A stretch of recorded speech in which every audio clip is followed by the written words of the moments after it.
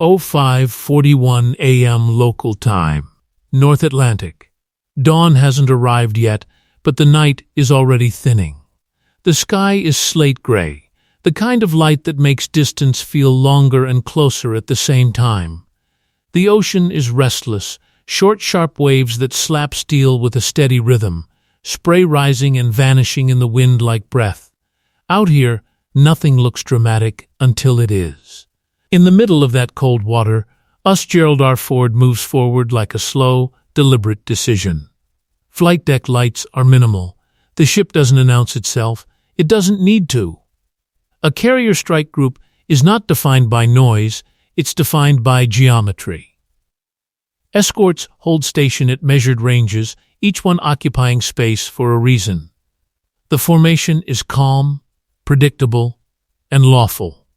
To a civilian eye, it's just another transit. Inside the carrier, routine is never casual, it is structured. The Combat Information Center runs like a controlled machine: air picture, surface picture, sensor correlation, track history. Watchstanders speak in clipped phrases because precision is the language of safety. Most tracks are normal, merchant shipping far out, predictable lanes, steady signatures that behave like the ocean expects them to. Then the ocean produces something that doesn't.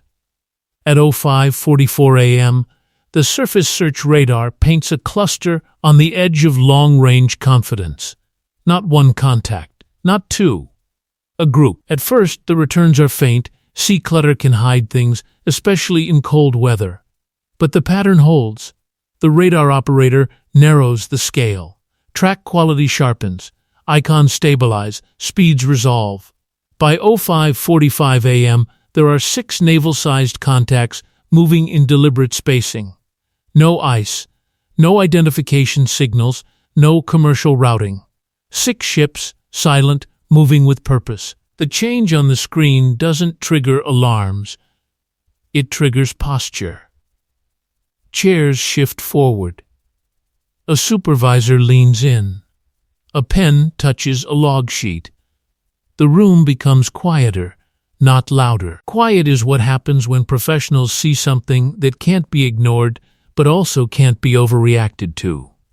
Mark and track comes the calm order. At sea, that sentence is the first step of every story that might matter later. At 05:47 a.m., long-range optics come online. The camera feed stabilizes through haze and spray. Shapes emerge. Gray hulls.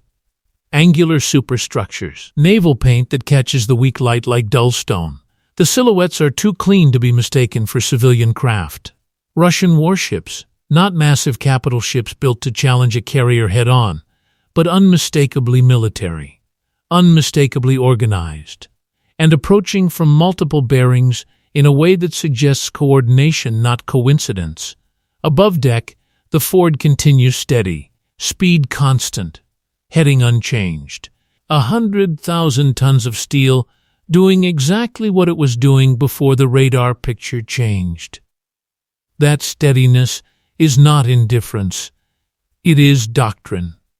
At 05:49 a.m., the carrier transmits the first hail on open maritime channels. Calm voice, standard phrasing, identification, position, intent lawful transit in international waters and expectation of safe separation. No response. At 05:50 a.m., the hail is repeated, slightly firmer but still professional. The kind of message designed to be clear on any recording later. Still no response. The Russian warships continue close, not in a rush, but with intent. Their speed is moderate, steady, disciplined. The speed of ships that want to be taken seriously without giving anyone a reason to call it hostile. At 05:53 a.m., the first deliberate maneuver appears. One Russian ship adjusts course by a few degrees. On the horizon, it would be invisible.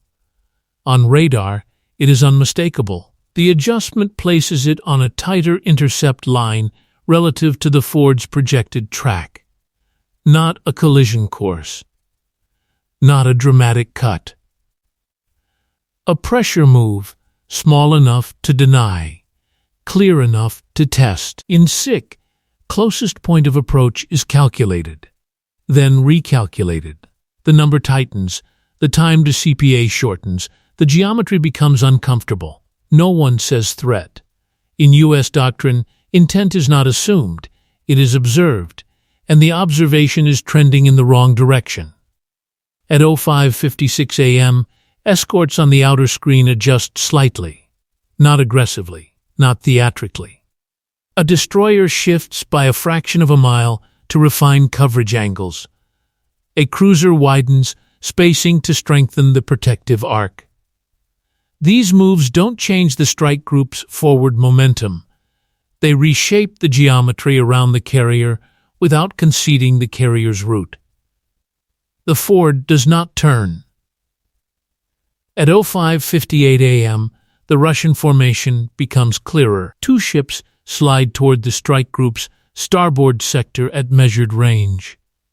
Another holds on the port quarter, matching speed. A forward vessel remains offset ahead, not crossing the carrier's bow, not blocking, but occupying space where the carrier feels crowded without anyone being able to claim interference outright.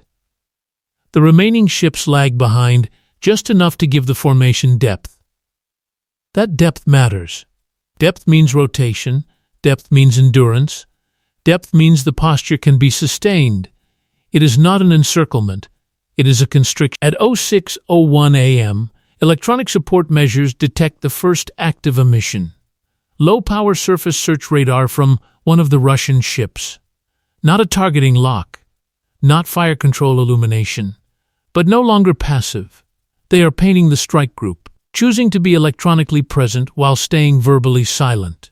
The emission is logged immediately. Frequency, power level, duration. Evidence is built second by second, because in modern naval confrontation, the after often matters more than the during.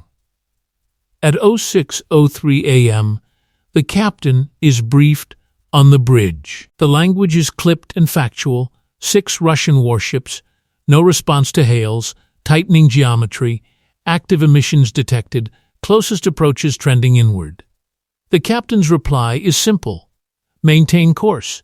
Maintain speed. Continue documentation. It's not a dramatic order. It's the most decisive order possible under restraint. The carrier will not be shaped by pressure. It will not reward intimidation with movement.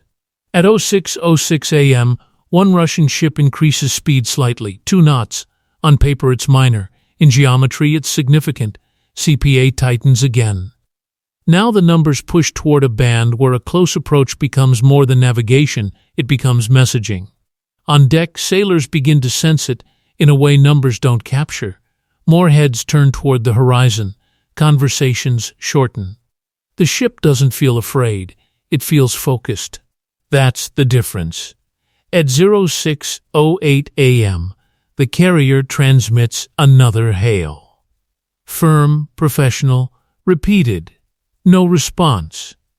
Silence, now, is intentional. Silence is a tactic because it removes clarity and forces interpretation. And interpretation is where miscalculation begins. At 06:10 a.m., the Russian ships begin making small synchronized adjustments, micro-corrections in heading and spacing. Individually, each change is insignificant. Together, they form choreography. The Ford sits at the center of a tightening geometry, not surrounded completely, but constrained. 2 ships are projected to pass inside a distance that is safe by strict navigation standards, but unsafe in meaning. Because this is not a routine meeting at sea. This is signaling. At 06:12 a.m., the strike group shifts internally to a higher state of readiness. No general quarters. No alarms. Just a change in posture that moves through the ship like reflex. Key stations reinforced. Watertight integrity checked. Data recording prioritized. Weapons remain cold. No sudden movements. No visible escalation. This is not reaction. This is control. At 06:15 a.m., the pressure arc stabilizes. Multiple Russian ships hold positions within visual range. None crosses directly ahead, none cuts the bow. The choreography is precise, pressure without provocation. On the bridge, closest point of approach updates again. The time to CPA ticks down. The carrier's course stays straight, its speed unchanged. In naval operations, steadiness is not neutral, it is language. At 06:17 a.m., long-range optics zoom further. Deck crews are visible on Russian ships, helmets, personnel near rails, bodies angled toward the carrier group. No weapons actively manned, but posture alert. They want their presence seen, and they want the carrier to know it is being watched. At 06:19 a.m., another active emission appears. Brief. Low power. Again, not a lock, but a reminder they are willing to turn on sensors while refusing to communicate intent. The U.S. logs it all. Frequency, pulse characteristics, timing. At 06:21 a.m., the forward Russian vessel makes the closest move yet, a gradual heading change that shrinks separation in the carrier's forward sector. CPA drops into a range where a single additional correction could become a safety violation. In SIC, caution indicators shift, not hostile, not engage, but unsafe proximity possible. It's the bureaucratic language of a room that understands violence begins long before shots. At 06:23 a.m., the captain gathers senior watch officers. The assessment is simple: coordinated approach, silence, active emissions, tightening geometry, no hostile act. Rules of engagement unchanged. The choices are narrow: maneuver and concede, escalate and risk confrontation, or hold steady and force the other side to decide how far it will go. The Ford holds steady. This is the core of the contest. Whoever moves first writes the story. Whoever overreacts gives the other side a narrative. Whoever yields sets precedent. At 06:25 a.m., the strike group decides to introduce a layer that changes the encounter without firing a shot. Aviation. Not to threaten. To clarify. The flight deck comes alive quietly. No panic, no sprinting. Controlled preparation. Rotors begin to spin on an MH-60 helicopter. The sound cuts across the sea like a signal flare. It travels farther than any radio hail, and every ship in the Russian formation hears it. At 06:27 a.m., the helicopter lifts off. It climbs to a low operational altitude and moves forward, angling toward the Russian arc. It does not fly directly overhead. It passes offset, wide enough to avoid provocation, close enough to command attention. Its sensors are active. Electro-optical zoom stabilizes on hull numbers, bridge windows, deck activity. Video streams back in real time, time-stamped and geo-referenced. This is not intimidation. This is documentation from a position that denies denial. Ships can play geometry games. Aircraft remove ambiguity. At 06:29 a.m., the helicopter settles into a controlled orbit near the most forward Russian vessel. From this angle, the choreography becomes obvious. What can be argued on the surface becomes clear from above: coordinated pressure posture, systematic movement, deliberate intercept geometry. At 06:31 a.m., the helicopter broadcasts a calm warning on open channels. Neutral tone. Professional phrasing. This is a United States Navy aircraft. You are operating in an unsafe manner. Maintain safe separation and alter course. The message is repeated, slowly and clearly, designed for comprehension and recording. For the first time, visible hesitation appears. At 06:33 a.m., the forward Russian ship reduces speed slightly. Wake shortens. CPA widens by a fraction. Another ship on the arc increases lateral distance. Small adjustments, but real ones. The helicopter holds orbit.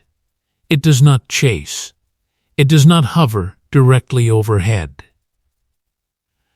pressure is applied through presence, not pursuit. At 06:35 a.m., Russian internal radio chatter is detected. Coordination, repositioning. Not directed at the ford, they are recalculating posture under observation. The cost of continuing the pressure has increased because now every move is filmed, time-stamped, and unarguable. At 06:37 a.m., the forward vessel alters course by a few degrees, breaking the intercept line. Others follow. The arc opens. Distances increase. The constriction begins to dissolve. No announcement, no apology, no acknowledgement. At sea, movement is the statement. At 06:40 a.m., the helicopter widens its orbit so the full formation can see it.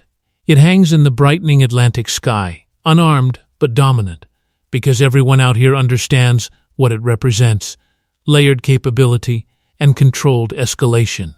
At 06:42 a.m., the helicopter turns back toward the ford. The turning point has passed. It lands smoothly, rotors slow. Deck crew secures it with practiced precision. From outside, it looks like routine. Inside, the ship knows it wasn't. At 06:45 a.m., the Russian ships remain visible, but their behavior has shifted. They are no longer constraining. They are observing. No coordinated tightening. No active emissions. No intercept lines. Their wakes angle away instead of inward. The ford does not change course. It does not slow down. It does not accelerate to prove anything. It continues exactly as before.